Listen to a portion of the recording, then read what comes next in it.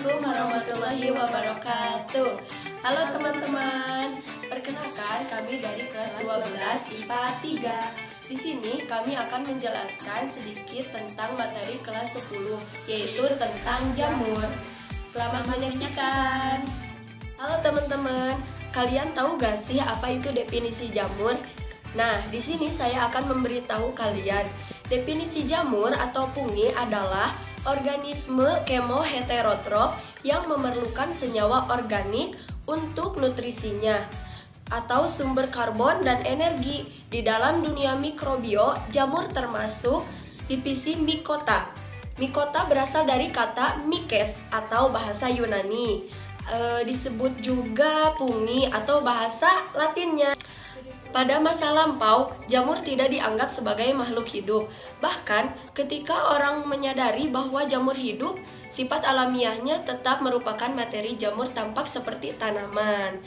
Selanjutnya, ada pula ciri-cirinya. Nah, ini dia ciri-cirinya.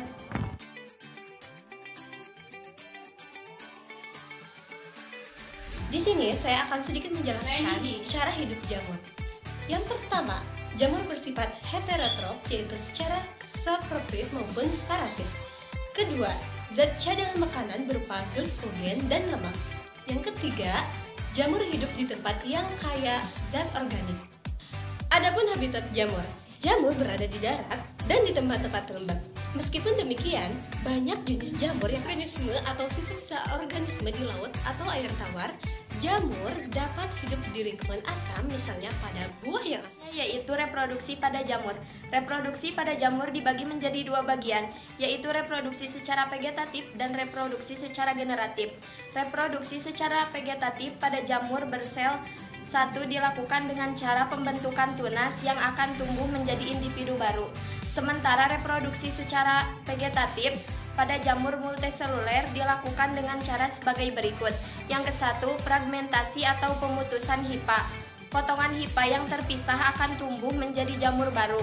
Yang kedua, pembentukan spora vegetatif. Spora vegetatif dapat berupa spora ngiospora atau conidiospora. Yang kedua, reproduksi pada jamur secara generatif, yaitu dilakukan dengan pembentukan spora generatif melalui peleburan antara hifa yang berbeda jenis. Selanjutnya, klasifikasi jamur. Yang pertama, divisi Zygomycota, hidup di antara daratan dan umumnya parasit. Dinding selnya tersusun atas zat kitin. Spora seksualnya zygospora, lalu spora seksualnya, aksesualnya spora ngiospora, dan hifanya tidak bersepta. Dan kedua, divisi Acosmycota. Di dalam hifa terdapat inti sel yang banyak.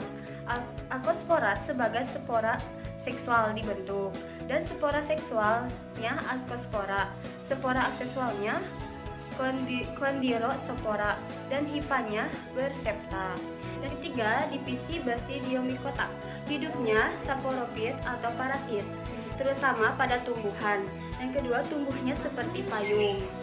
Dan spora seksualnya Basidiopora, dan spora aksesualnya Condyrospora, dan hifanya bersepta. Dan keempat, divisi Deuteromycota.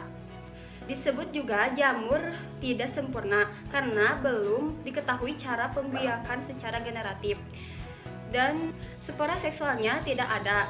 Spora aksesualnya Conidiospora, dan hifanya bersepta. Dan itulah klasifikasi jamur. Yang selanjutnya yaitu struktur tubuh jamur. Termasuk organisme eukariotik dan hampir semua bersel banyak. Selnya tidak mengandung pigmen fotosintetik sehingga heterotrof, tidak mempunyai akar. Tubuh terdiri atas benang yang disebut hifa. Hifa yang bercabang-cabang akan membentuk miselium. Hifa yang bersekat menyebabkan inti sel menyebar di protoplasma. Dinding sel kalsium atas zat kitin. Dan ini dia bentuknya. Dan yang terakhir, ada peranan jamur. Peranan jamur terbagi menjadi dua bagian. Yang pertama, ada peranan yang menguntungkan, dan yang kedua, ada peranan yang merugikan. Peranan yang menguntungkan, yang pertama adalah sebagai sumber makanan, dan yang kedua adalah peranan jamur di bidang kedokteran dan kesehatan. Yang ketiga, peranan jamur di bidang pertanian. Yang keempat, peranan peranan jamur di bidang industri, dan yang terakhir peranan jamur sebagai dekomposer atau pengurai. Dan yang kedua yaitu peranan jamur yang merugikan, misalnya menimbulkan penyakit pada manusia, yang selanjutnya menyebabkan penyakit pada tumbuhan, dan yang terakhir adalah pemusukan makanan.